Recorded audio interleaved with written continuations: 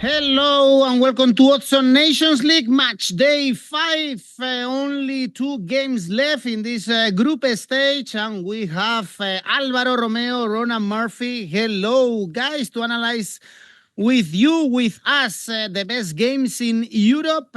Teams are ready to qualify for the knockout stages or fight against relegation. Some good games, of course, to analyze in this video, like Belgium, Italy. So stay tuned. As always, don't forget, press the like, subscribe. Let's go on now with the show.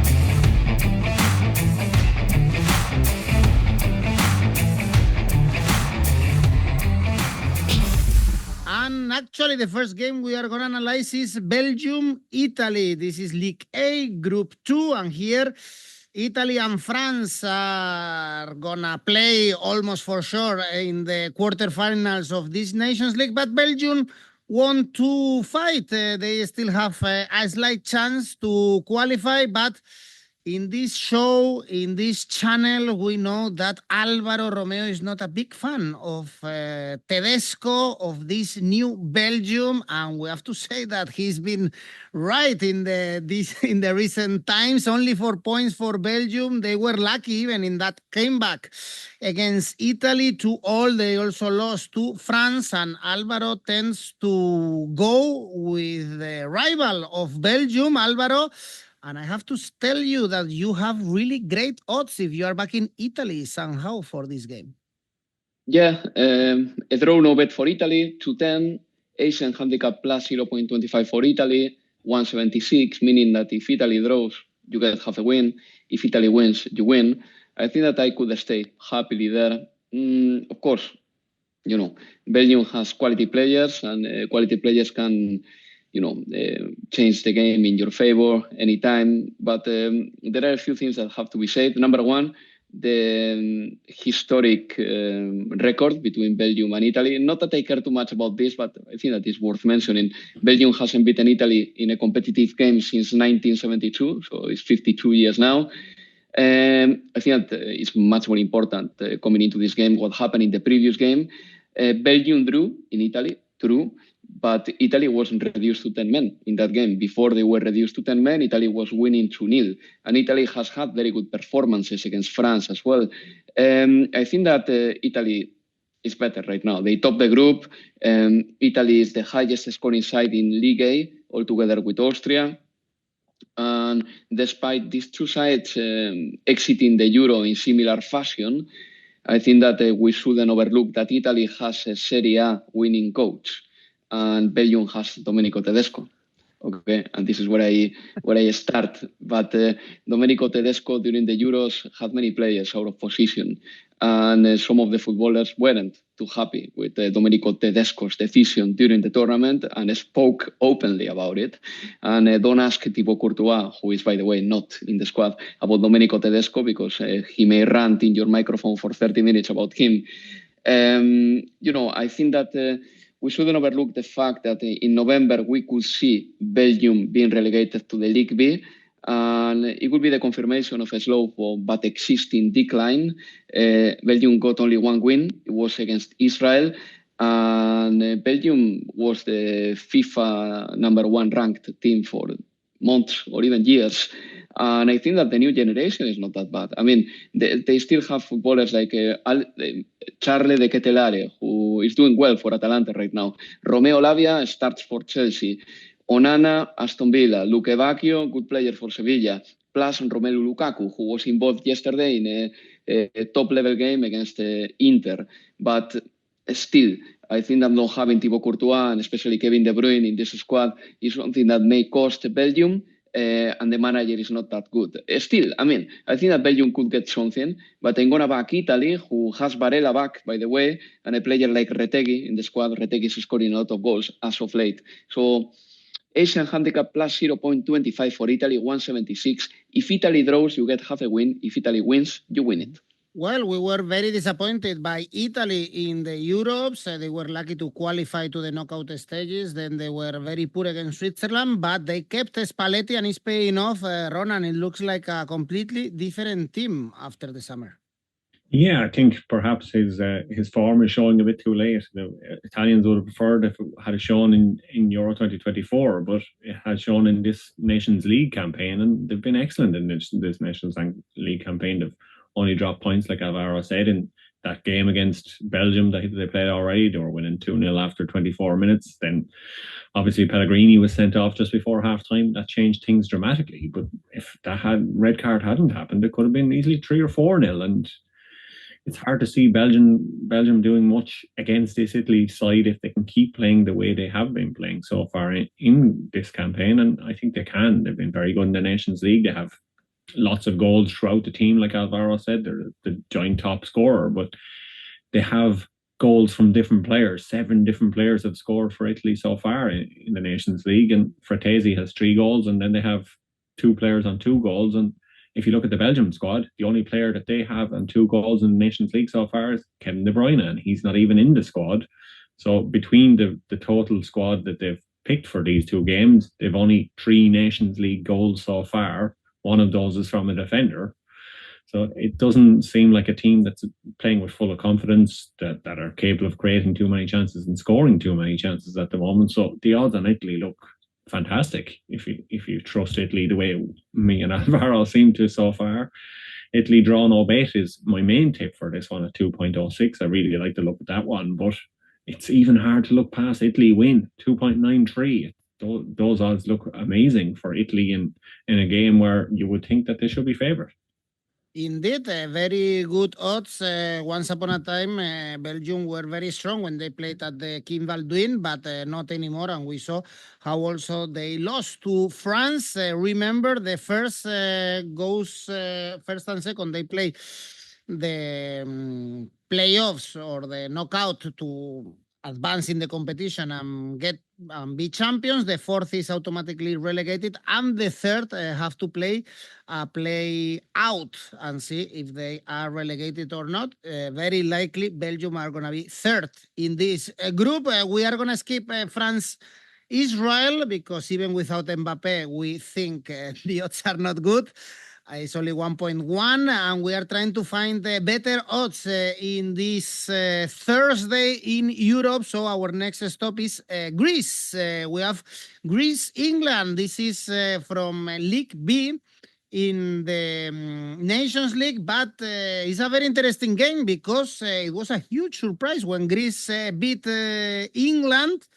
A couple of months ago, we had Tuchel appointed as a new England manager, although 𝐬𝐿𝐴𝐧𝐧𝐞𝐜𝐭𝐴 is going to be on the bench for this game, and shouldn't be an easy game, I guess, Ronan, for England, and it's also very important in this League B to top the group to try to advance and to be promoted in this Nations League.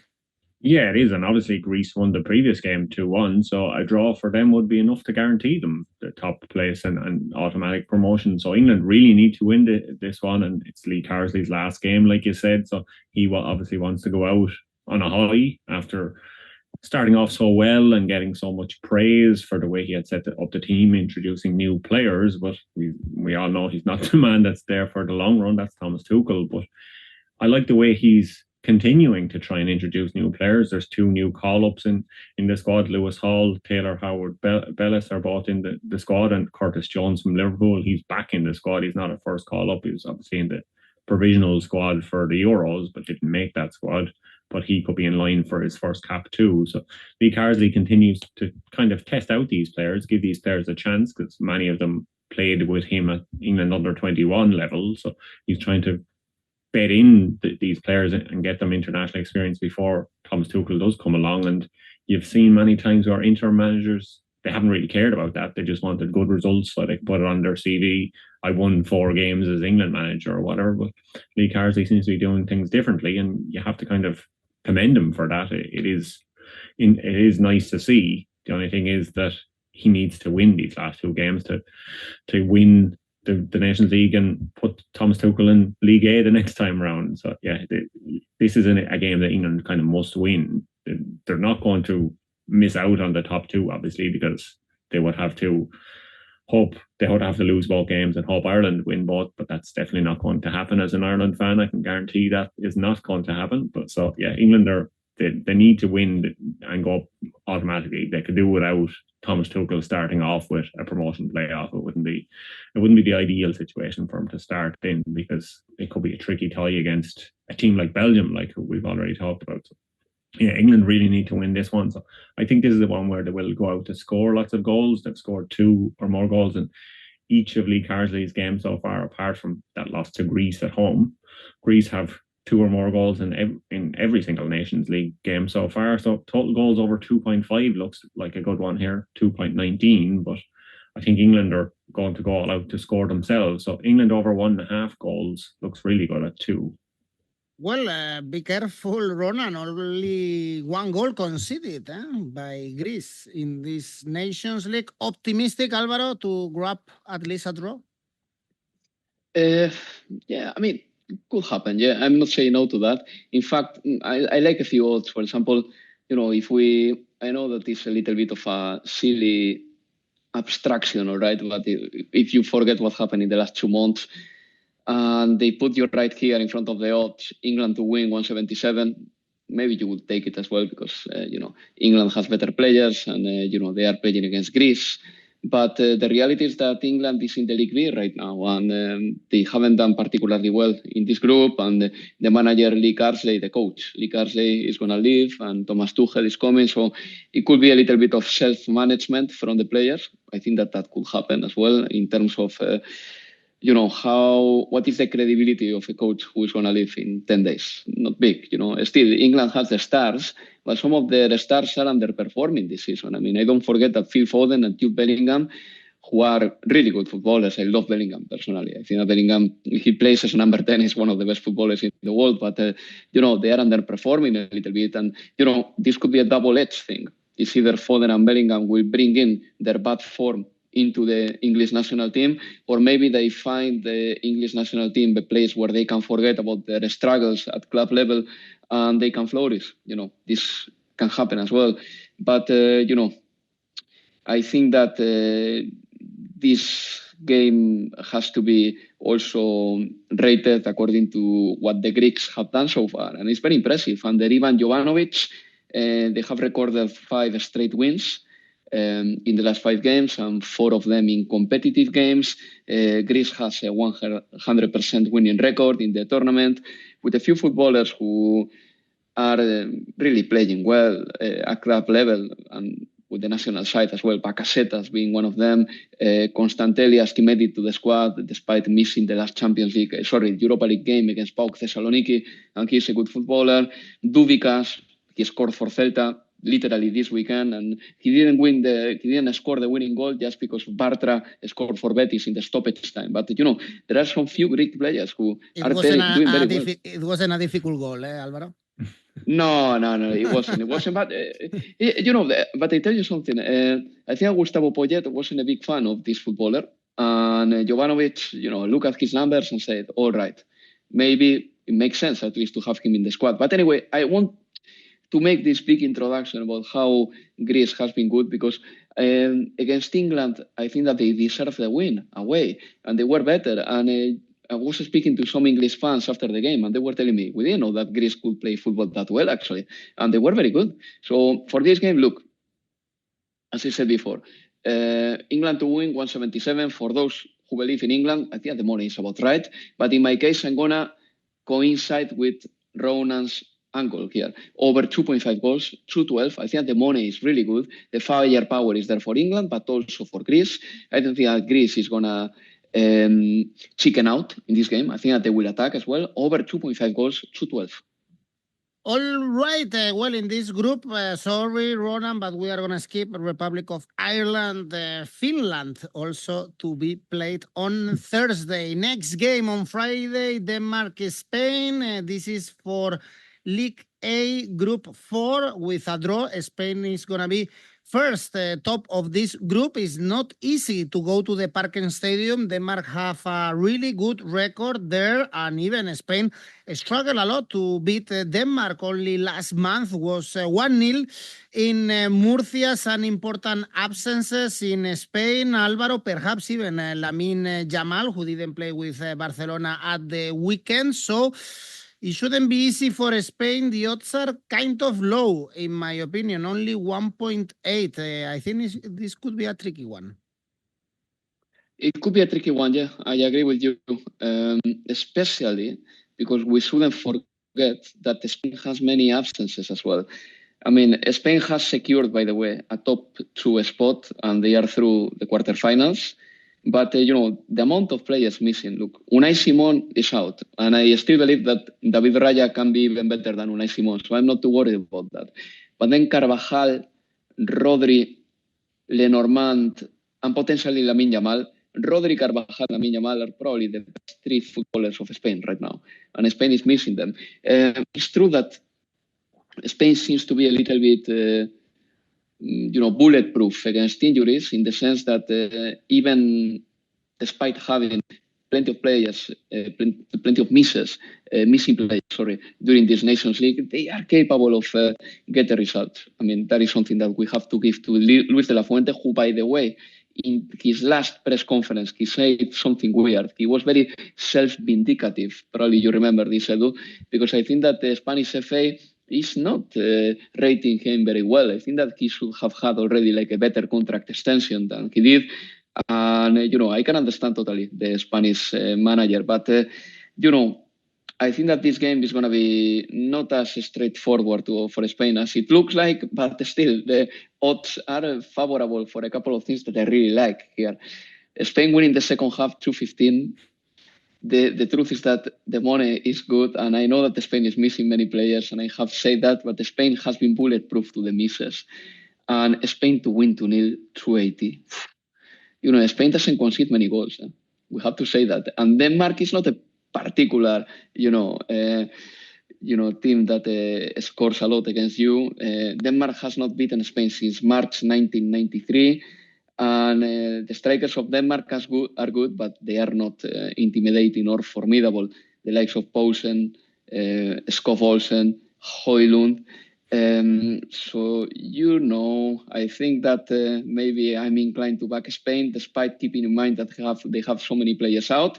By the way, a must watch for Samu Omorodion, 𝐬𝐵𝐼𝐻, and 𝐶𝐴ZO. I think the 3 of them may have their opportunity with Spain, especially 𝐬𝐵𝐼𝐻, obviously. But Samu Omorodion, if Alvaro Morata is not fully recovered, will be the number 9 potentially, fighting for the position with 𝐿𝐵𝐼𝐻. And I think Samu Omorodion is a special thing right now. He even scored this weekend after Porto lost heavily to Benfica. So I'm going to go for a crazy one. Spain to win 2-0, 280. The money is so good that I'm more than happy to take the risk here. I have the impression that you agree, Ronan. Could be. I do. I think you've been reading the notes for this program, because I have also. And that's obviously down to Spain's excellent defence, or usually excellent defence. They've kept clean sheets in 3 or 4 games so far in the Nations League, but also Denmark's kind of impotent attack. Alvaro listed out the forwards there, and I don't think we could say any of them are in great form for a club or country. And Denmark, they just don't score a lot of goals anyway. They've had 2 or fewer goals, total match goals actually, not just goals themselves, total match goals in 7 of their last 8 games. So they don't even play out high scoring matches. Not that they score or the other team score, they just don't play out high scoring matches. The only exception was last month's 2-2 draw with Switzerland. So yeah, I don't think Denmark are going to do too much. I don't expect to be feasting on goals in this one. And Spain obviously are the favourites to win the Nations League. They're 4.50 to win the Nations League. Germany are 5, France 5.50, Portugal 6. So it's close enough at the top, but Spain are still the favourites. So it's no surprise that they have 10 points from their first 4 games, and they keep keeping clean sheets. So a Spain clean sheet is another option here. That looks good, 225. But my main tip is Spain to win 2-0, the same as Alvaro, but I also had a look, correct score 1-0. Perhaps it could be another one of those. So that's 7 if you want to go with that one. Because I don't think it is going to be a hugely high scoring match, but it wouldn't be surprised if it was just 1-0 to Spain, the same as it was the last time. Well, I have some doubts about this game. In my opinion, shouldn't be easy. We are going to analyze next. Also in this group, we have Switzerland, Serbia. Switzerland with only 1 point, Serbia with 4. So it's a must win for Switzerland, a team that impressed in the Euros, and they haven't won since since beating Italy. Actually, in the last 16, the only point was the draw against Denmark. Also, Serbia have not been impressive. Ronan, all 4 games, both teams to score. No, for Serbia, usually a crazy game with no tactics or with little tactics, but not many goals in their games.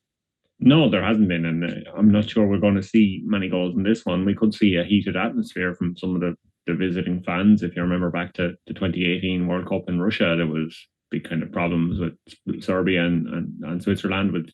There was a kind of Albanian descendant players in the Switzerland team, and they did a celebration and provoked some of the Serbian fans, and there was kind of those sort of dynamics after. So we could maybe see more action off the pitch than on the pitch in this one, because I'm not expecting too much on the pitch. Switzerland, obviously, they're relegated if they don't win this one, so it is a massive match for them, but they're finding it hard to score since the Euros. They didn't score against Denmark, they didn't score in the other game against Serbia, and Serbia, on the other hand, they've only scored 2 goals so far, so they've conceded 2 goals for, so it doesn't look like there's going to be lots of goals in this one, and both of those goals were in that win over Serbia. One was an own goal. So Mitrovic is actually the only player that has scored for Serbia in the Nations League so far, and he only has 1 goal himself. So it doesn't look like a high-scoring match at all here. Goals, their average goal is 0.8 and 0.5. So yeah, there's not a lot to go on this one. Both teams have scored low, like you said, could be a good option. That's 175, but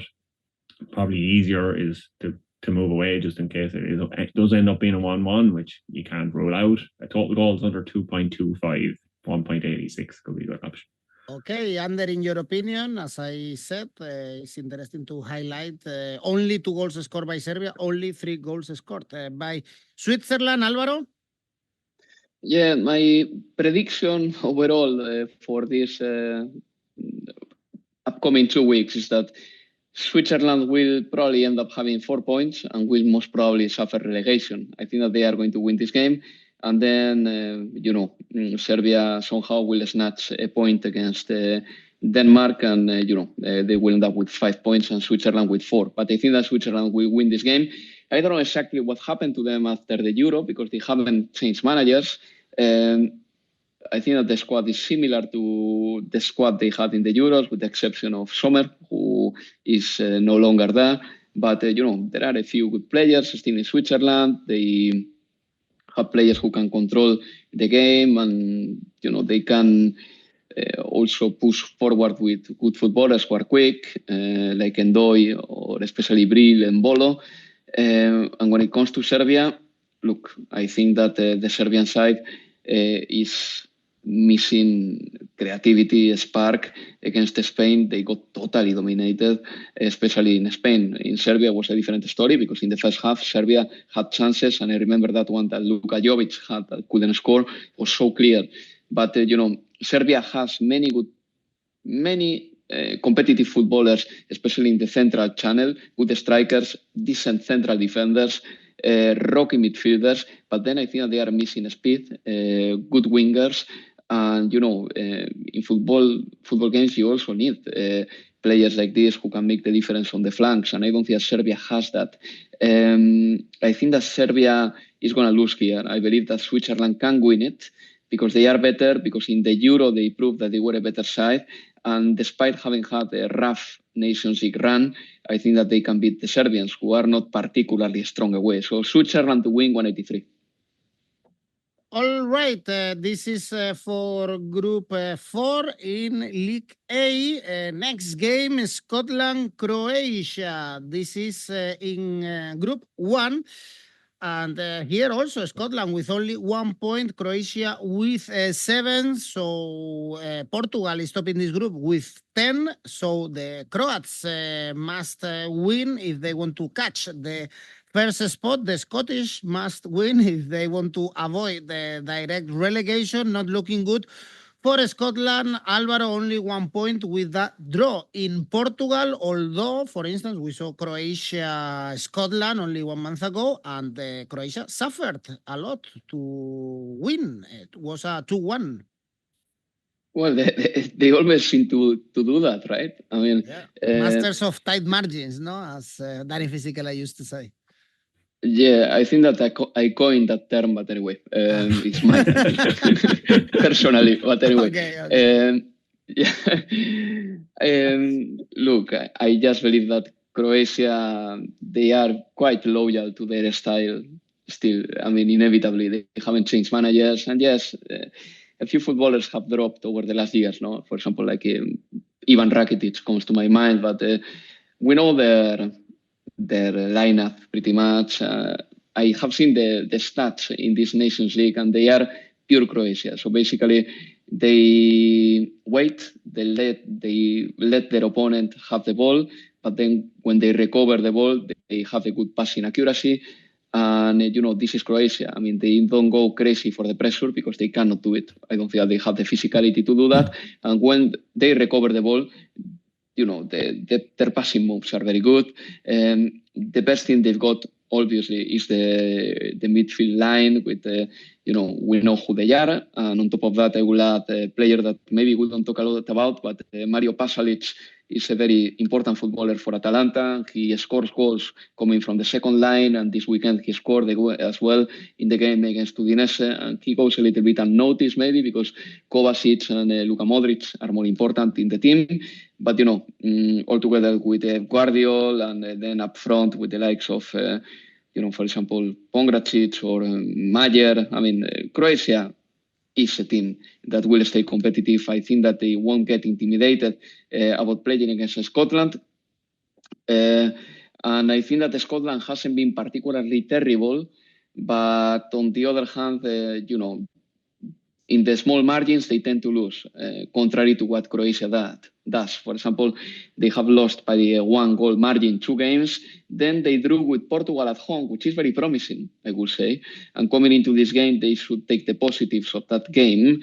Then McGinn is back. McGinn is one of the biggest engines that the Scottish football has, and it's great news that he's back, altogether with McTominay, who will play. McTominay got big praise after the game against Inter on Sunday because he was everywhere. No Lewis Ferguson yet, despite him having returned for Bologna. He is not in the squad, but I think that Croatia will get something out of this game. So I'm going to back them with an Asian handicap minus 0.25. In the same way that Croatia is about the small margins, I'm going to be about the small margins here. So if they draw, you will suffer half a lose. If they win, you win. Asian handicap minus 0.25 for Croatia 180. Ronan, how do you see this one? Yeah, I think I should have looked up the odds of Scotland to lead and Croatia to win. Croatia to win from behind, that seems like a good one because Scotland, that's what they've seemed to do in this campaign. They take the lead and then they lose. That's what they did against Croatia last month, and that's what they did against Portugal as well, and the first time they played them. So, yeah, Scotland, their home form is kind of worrying for me. They haven't won a home since June 2023, and that was against Georgia, and they've only one win actually in 2024, and that was against Gibraltar in Faro there before the Euros. So they have not been good in recent times. They obviously had a great summer getting to go to the Euros and being there, and the fans had a wonderful time. Some people I work with, Scots, they were over at it. They had a great time. So yeah, it was a great experience for them to be at it, but I think they've been kind of brought crashing down to earth at the tournament, and then since the tournament they haven't really been that good. Obviously the draw against Portugal was a great result, but that seems to be the exception rather than the rule of this Scotland team, and it will be no surprise if and when they do get relegated from this league into the next one, because it seems inevitable at this stage. They just aren't a team that have shown up recently, and I like the fact that some of their key players are back.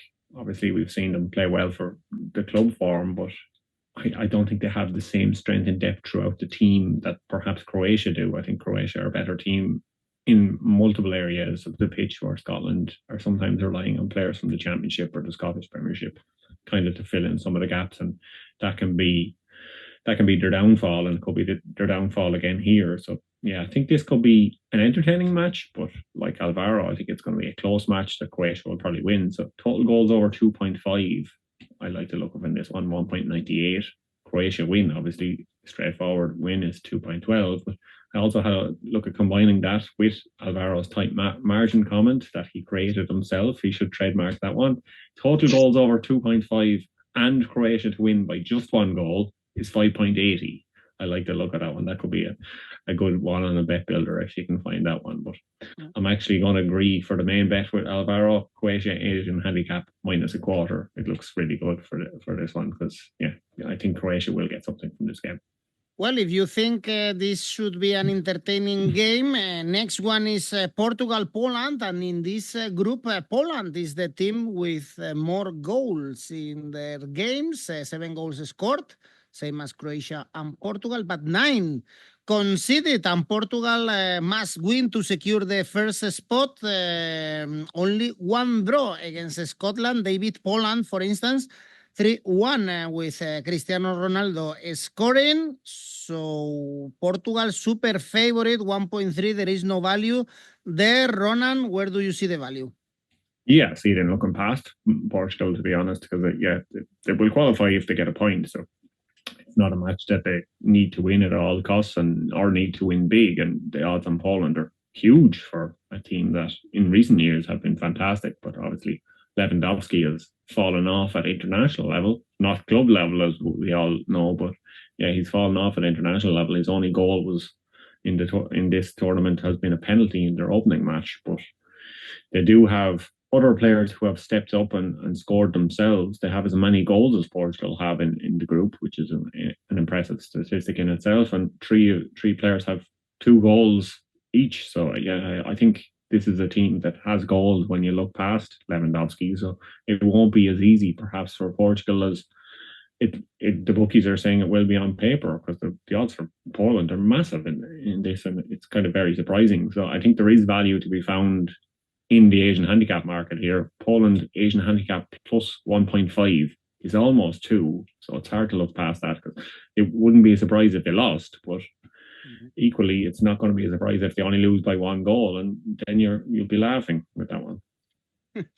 Yeah, well, the odds are so low for Portugal, Alvaro, and Portugal don't need like a big win. That is a bit risky going for a big win for Portugal. The goals market could be a good one, but we have to go to over 3 to find odds around 2.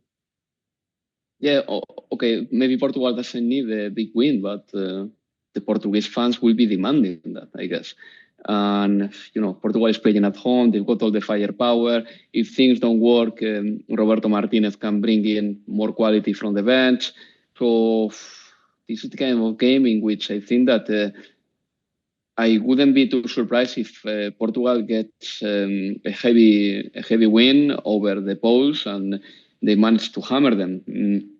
It's true, Portugal only needs a point to qualify. But in this kind of games, as I said before, it's about the kind of performance that you put in front of your own audience. And, I know that Portugal was scoreless against Scotland in Matchday 4. I will take that as a statistical oddity. It happens, but Portugal tends to score, especially in games where they can show that they are better than the opponent, because they really are. And the UEFA ranking proves that. The last game they played against each other, it was a 3-1 for Portugal.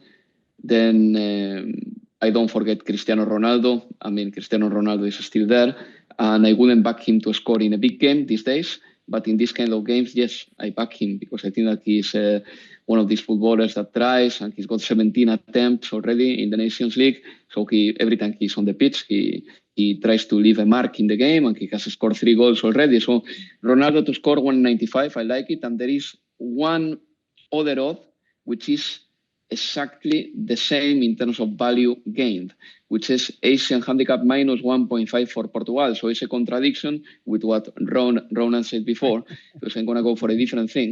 Asian handicap minus 1.5 for Portugal, so Portugal winning by two goals or more is what I like here, 195. Poland is a team that right now I don't trust as much as I did trust 4 or 5 years ago. I'm sure that Robert Lewandowski will be eager to score a goal after what happened at the Real Arena, where the offside line didn't benefit him. Yeah, exactly. But I tell you what, if Barcelona has been relying on the offside line the whole season,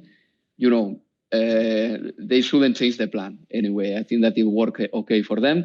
And, I'm not a big fan of controversies and all that. Technology may not help you sometimes, but Barcelona has been benefited by technology this season too. So forget about that game. Portugal to win with an Asian handicap minus 1.5 is my favorite bet here. We cannot agree always. So you have Alvaro going for Asian handicap minus for Portugal. You have Ronan going for Asian handicap plus.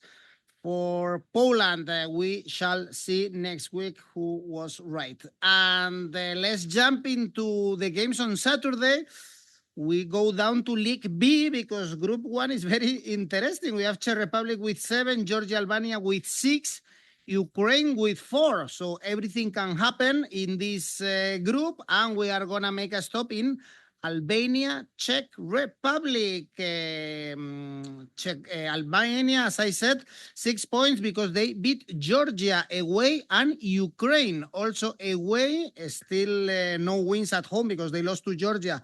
And in this break, they are going to play at home both games. And this group, Alvaro, is topped by the Czechs, a team that was very poor at the Euros, but they are showing much better quality in this Nations League. For instance, they were able to beat Albania 2-1, but when they travel, we also saw 4-1 in Georgia. So to be honest, I don't know what to think about this game. Yeah. No, it's a tricky one, this one. I think that I'm going to incline for a draw here in the first half. I think that is the less risky thing I can take from all the odds. Which I'm telling you indirectly is that I'm not going to bet in this game particularly. I think that it's a little bit unpredictable. The game is played in Tirana, where Albania has played only one game. This is weird, I guess. And now Albania has 2 games at home. They have played basically 1 at home and 3 away. And maybe Albania at home can, amend and end up qualifying or, getting promoted to the League A. But Albania at home hasn't been good. They lost to Georgia in the only sample size we've got because Albania has played only 1 game at home. And then the Czech Republic away, they lost to Georgia 4-1. I mean, it could have been 4-0 if it wasn't for 𝐬𝐭𝐴𝐧𝐧𝐞𝐜 scoring in the 80th minute a consolation goal for the Czech Republic. And then the Czech Republic drew against Ukraine as well in a game that was played in Poland. So it was even a neutral venue and, it happened like that. So Czech Republic hasn't been reliable away. And Albania has suffered 1 loss at home. So I'm inclined to go for maybe a first half draw, 2-10. Otherwise, a draw at 30 minutes, 160. I like this one. None of the teams are particularly high scoring. Albania has scored only 2 goals, for example. So yeah, I'm more than happy to stay there. A draw in the first half, yes, sounds about right to me. Yeah, indeed. So difficult, this one, Ronan. Yeah, I would agree. I don't think it's going to be another game with lots of goals. The only thing is for this, it's the kind of most open group that we have in the Nations League anywhere. It's the only Nations League B group where all teams are still in contention. So it is a game that maybe it'll open up and there'll be loads of goals. But like Alvaro, I think maybe it'll be tight and there'll be a few goals. It could be one of these kind of nervous affairs. We don't really have a lot to go on these teams' forms because they don't seem to be playing home or away or doing home or away.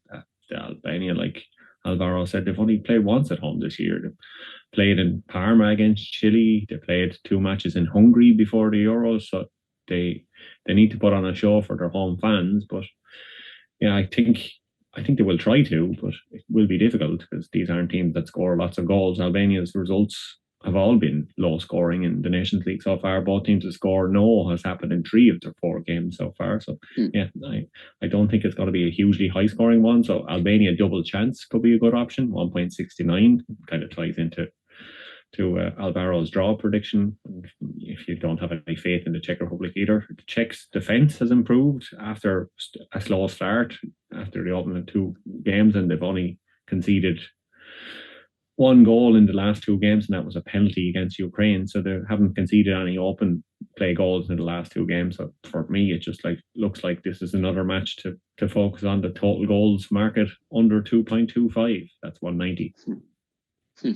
This group, as I said, very interesting. We have Georgia, Ukraine as well in this group. There is also a Turkey, Wales, quite interesting for topping Group 4 in League B. But our last stop is going to be in the Netherlands. They are playing at home against Hungary. Both teams have 5 points. Germany is going to top this group with 10, but again, it's a key game for both teams if they want to play the playoffs. The winner takes it all, but the odds are very low for Netherlands, only 1.4 in the reverse fixture.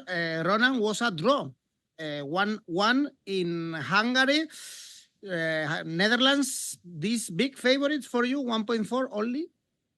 Yeah, I think so. I think they should be, because in that game, Roland Salah scored for Hungary, and he's only one of 2 players to score for Hungary in this campaign. 𝐬𝐵𝐴 of Liverpool is the only other player to score for him. He scored twice in the 2-0 win over Bosnia. That's it.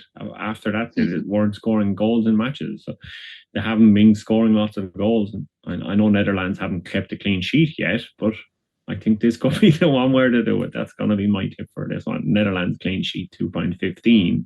But I also think it could be a kind of comfortable win for the Netherlands. I don't think they're going to win 5-0 or anything, but I had a look at the correct score market because I do love a good correct score. Correct score 2-0 in this one. I like to look up 750. That looks good for me. But yeah, Netherlands clean sheet is my main one for this one, because Hungary didn't score in either of their first 2 games, and the last 2 games they're relying on 2 players to score. So if 𝐬𝐵𝐴 isn't on his game in this one, it could be an easy match for the Netherlands. 3 goals scored only for Hungary and for Bosnia in this group, although we expected so many goals in the Germany-Netherlands in our last video in the Nations League, Alvaro, and was only 1-0. Was only 1-0, yeah. This is an opportunity for the Netherlands anyway to leave the Hungarians behind by beating them, and I think that they can take it, really. I mean, I'm going to base only on the fact that there are a few Dutch players that they are doing very well lately, and this season they are signing. I mean, not only 𝐬𝐵𝐴, who is a potential, a starter for Liverpool, and I think that this season he will end up playing as a left winger and Luis Diaz as a false number 9 with Mohamed Salah on the right, many games, especially Diogo Jota and Darwin Núñez are still not super convincing. But also, what about, I think that 𝐿𝐵𝐴 and Reinders are really good footballers. Reinders, the other day against Real Madrid, he literally ran the show and pulled the strings and he took the reins. I mean, making a word game here, and he was phenomenal. And Virgil van Dijk is playing with the composure of a 30-something years old defender who is still at his peak. And Ryan Gravenberch is one of the most elastic footballers in Liverpool midfield too. I mean, to the point that 𝐬𝐵𝐴, the biggest star of Hungary, doesn't play for Liverpool in part because Ryan Gravenberch is that good and because Curtis Jones has gotten the better of him. So, that tells you the story a little bit. The Netherlands has footballers who are, I think, that playing really well this season. Dumfries, another one. And whereas Hungary, the biggest star of Hungary right now, has lost his place at Liverpool. This can be only circumstantial and may change very soon because we know the quality of Dominik 𝐬𝐵𝐴, who scored 2 goals against Bosnia and Herzegovina. But 𝐬𝐵𝐴 didn't start against Aston Villa, for example. And, I think that the Netherlands can do it. They will secure a top spot and qualify for the quarterfinals with a win against Hungary, and I think that they will get it here. I think that from the Netherlands, the only thing that I'm still a little bit unsure about is the strikers, apart from 𝐬𝐭𝐴'. I think that Justin Kluivert, for example, who is in the squad, is a footballer who goes on and off a little bit. But Weghorst, well, yeah, he can score, but he's not a superstar. We know who they are. And the best thing the Netherlands have probably right now is a good defense and the midfield. But still, I think they are going to win it. I will back them with an Asian handicap -1 for the Netherlands. If they win by 1 goal, you get your money back. If they win by 2 goals, you win 165. Otherwise, over 2.75 goals in this game, which will contradict what Ronan says, because he's going, for example, for a 2-0. Well, it's something that I back here, 172, but I prefer personally to back the Netherlands with an Asian handicap -1. This would be my favorite bet. Okay, well, Kluivert scoring recently in the Premier League's more goals than before in his career. In this group, next week, we have Hungary, Germany, and the Bosnia, Netherlands, in case this game ends up in a draw and everything is decided in the final match day, where these are the tips for this Nations League match day 5. Just remember that we have a new platform on Oddspedia. It's called Discord. You can find us there. And of course, that you can participate with the Nations League in our tipster competitions for November, if you are playing our monthly competitions, but also we have now NBA as well as NFL and of course the Premier League. So a lot of competitions to try to make some money. Let's go with your safe bets, Ronan. England, Asian handicap 0, 1.29. They don't lose in Greece. Alvaro? Netherlands to win, 142. ACCA, Alvaro? Just very quickly, if Lamine Yamal plays for Spain, I'm going to go for an Asian handicap -1 for Spain, for Portugal and the Netherlands, and that pays 602, okay? But my real ACCA is the following, because it's still to be confirmed whether Lamine Yamal will be there or not. My ACCA is Asian handicap -0.25 for Spain, Asian handicap -1 for Portugal, Netherlands to win. Altogether, 317. So you trust Spain only if Yamal is on the team? I trust them to hammer Denmark only if Yamal is playing, yes. But I think that Spain is going to win irrespective of Yamal or not. We can see his impact in Barcelona. He was not in Pamplona, lost. He was not in San Sebastian, lost to Real Sociedad. There you go. There you go. Ronan, we are not backing 𝐬𝐭𝐴 to win anymore with these late draws and late dramas that are ruining our ACCAs in the Bundesliga. For Nations League, we have... Yeah, I think last season people would have liked if the Bundesliga matches ended after 87 minutes. But for these ones, I got to go for 90-minute bets for both games. So Italy, Asian handicap 0, and Greece, England total goals over 2.5. That's for a total of 460. Okay, Nice. Thank you, guys. Let's enjoy this penultimate match day in the Nations League. Remember that the next international break is in March. So let's try to enjoy this one. Bye-bye.